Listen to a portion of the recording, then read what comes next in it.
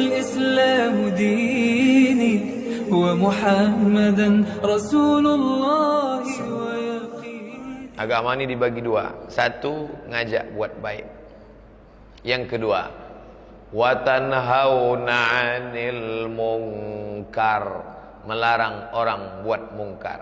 Ngajak buat baik sedikit. Yang sedikit itu pun berat lidah orang untuk buat baik. Yang paling berat lagi adalah melarang buat mungkar. Kenapa? Karena kalau ngajak orang sholat, paling-paling dia bilang, jangan ajak saya sholat. Ngajak orang puasa sunat, kamu ajalah dulu, nanti saya nyusul. Tapi kalau sudah cerita masalah mungkar, ini sudah terkait dengan orang sakit hati. Kalau sudah cerita mungkar, orang banyak tersinggung. Kalau sudah cerita orang tersinggung, ujung-ujungnya marah. Kalau sudah cerita orang marah, hubungan akan renggang dan orang takut. Kenapa kamu tadi tidak ada cerita masalah narkoba? Takut saya cerita narkoba, Pak. Kenapa? Anak dia pecandu narkoba. Kenapa kamu tak ada cerita masalah riba? Takut saya cerita riba. Kenapa? Anaknya kerja di bank konvensional. Kenapa kamu tadi tak ada cerita masalah sihir? Takut saya sihir. Kenapa? Mertuanya dukun besar. Jadi kalau gitu apa yang paling aman? Cerita sabar. Marilah kita sabar. Kalau sakit sabar. Kalau datang musibah sabar. Anak kita dilarikan orang sabar. Bini kita dibawa orang sabar. Bukan itu ajaran Islam. Ajaran Islam adalah wa tanhauna 'anil munkar, larang orang berbuat mungkar. Walaula daf'ullahi an-nasa ba'dhum bi ba'dhin, kalaulah bukan karena nahi mungkar, sudah lama Islam ini hancur.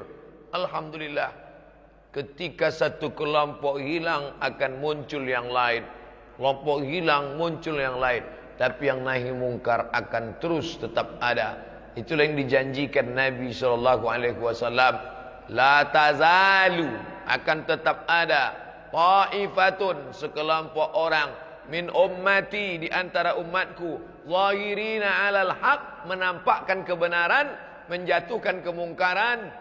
La yahzunuhum man khadalahum, orang yang mengejek mereka, mencaci maki mereka, menyumpah serapah mereka, tidak membuat mereka sedih dan berkecil hati. Hatta ya'tiya amrullah, sampai datang perkara Allah. Allah menunjukkan kebenaran. Itulah yang membuat Abu Jahal, Abu Lahab, Abu Sufyan marah sama Nabi Muhammad sallallahu alaihi wasallam. Kalau Nabi Muhammad itu cuma ngajak solat subuh, enggak mungkin Abu Jahal marah. Mereka biasa bangun subuh. Kalau Nabi Muhammad ngajak ayo haji, tak mungkin Abu Lahab marah. Karena Abu Jahal, Abu Lahab, Abu Sufyan tiap tahun melaksanakan ibadah haji. Ibadah haji sudah ada sebelum Nabi Muhammad sallallahu alaihi wasallam datang. Hanya tidak ditulis saja namanya. Kalau ditulis haji, itu haji semua. Haji Abu Jahal, haji Abu Lahab, haji Abu Sufyan. Bertambah bunyi ayat itu. Tabbat yada haji Abi Lahabi wa tab. Mereka itu haji-haji semua. Lalu kenapa marah mereka? Karena Nabi melarang menyembah Lata, Uzza, Manat, Hubal, Jibti, Tagut, Naham. Marah mereka. 40 tahun Nabi tak ada melarang mereka. Mereka senang.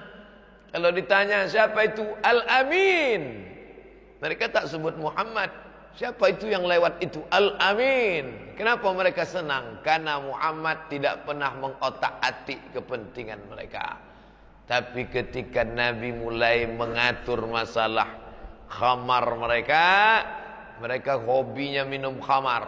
Pagi minum khamar, siang minum khamar, malam minum khamar. Turun ayat khamar, tumpahkan khamar sampai basah pasir jalan depan kota Madinah. Mereka simpan itu khamar dalam tabung kayu. Mereka simpan dalam labu. Ada namanya karak labu. Lalu kemudian labu ini dikorek isinya, dijemur kering. Ada namanya zaf. yaitu pangkal korma yang dipahat, itu tempat khamar. 4 tempat khamar. Satu lagi kayu yang disusun, diikat, lobang-lobangnya ditutup pakai tir, seperti gala-gala pada sampan kayu. Tempat khamar. Nabi melarang itu tempat khamar. Kenapa? Khawatir orang Islam sholat tapi ada tempat khamar di rumahnya. Lalu orang bertamu, dia tengok, kasihan teman saya, sholat juga, minum khamar juga. Padahal tempatnya saja tempat khamar, isinya air zam-zam. Tapi orang sudah kadung su'uzan. Dulu menyimpan tempat khamar aja tak boleh. Sekarang orang malah membuat tempat khamar sebagai jambangan ruang tamu. Berapa banyak orang Islam mengkoleksi tempat-tempat khamar. Bangga pula tu Pak Haji menyimpan tempat khamar. Alhamdulillah Pak Ustaz, saya sejak taubat ni alhamdulillah. Tapi sebelum taubat dulu tengoklah semua koleksi saya ni. Dosa kok bangga. Dosa tu mesti dimintakan ampunnya kepada Allah, menetes air mata minta ampun. Ini enggak. Simpan bekas-bekas tempat khamar. Campak kan? Nahi mungkar. Pak Ustadz, nanti kalau ceramah tolong jangan singgung-singgung masalah jilbab ya. Kenapa? Ini istri kepala dinas belum pakai jilbab lagi. Ustadz kok di-request? Kalau saya digitukan, saya ngangguk aja. Iyalah, insyaallah.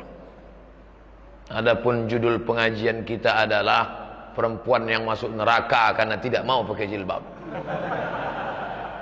Tahu dia. Nyesal saya ngundang Ustaz tuh. Ini yang pertama dan terakhir. Dia tak apa-apa. Siapa yang tak pakai jilbab, menolak ajaran Islam, maka dia kafir. Afatu'minuna bi ba'dil kitab wa takfuruna bi ba'd.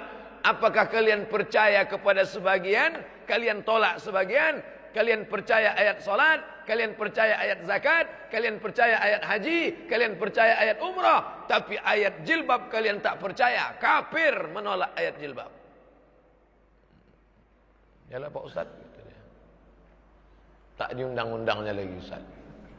Mana ni tak diteleponnya lagi. Setelah 3 bulan baru telpon lagi. Alhamdulillah Pak Ustaz, mohon maaf kami lama, banyak yang tersinggung kemarin. Terus kenapa saya diundang lagi? Udah mati yang tersinggung tu Pak Ustaz. Banyak orang kalau banyak-banyak tersinggung tu cepat mati. Yang penting kita macam rel kereta api saja. Macam rel kereta api. Apa yang ada di situ ya terserah, sampaikan. Ridwan nas ghayatun la tudrak. Kalau mau dicari kesenangan hati orang lain yang tak akan pernah kita temukan sampai kapanpun, bicaralah. Makanya kata Buya Hamka dalam tulisannya tahun 80-an, hai Majelis Ulama Indonesia, bicaralah. Waktu itu dia sudah keluar dari Majelis Ulama Indonesia. Dia keluar dari Majelis Ulama Indonesia bukan karena korupsi. Dia keluar dari Majelis Ulama Indonesia karena mempertahankan fatwa haram Natal bersama. Buya Hamka, ya, fatwa dari Majelis Ulama Indonesia tentang haram Natal bersama itu menghalangi presiden untuk Natal bersama non-muslim. Sedangkan kita sedang menggalakkan kerjasama antar umat beragama. Ingin Natal bersama, nyanyi-nyanyi bersama, jingle-bell bersama. Tolong Buya cabut ini fatwa. Tidak, kata Buya Hamka. Kalau begitu pilihannya 2, kata Menteri Agama. Ratu Alamsyah Prawira Negara bertahan menjadi ketua MUI, copot fatwa, atau fatwanya tetap Buya turun. Biar saya turun. Prinsip, hidup harus berprinsip.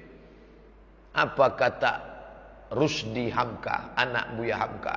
Ketika Buya turun dari jabatan ketua Majelis Ulama, lebih banyak ucapan selamat ketika dia turun daripada ketika dia naik.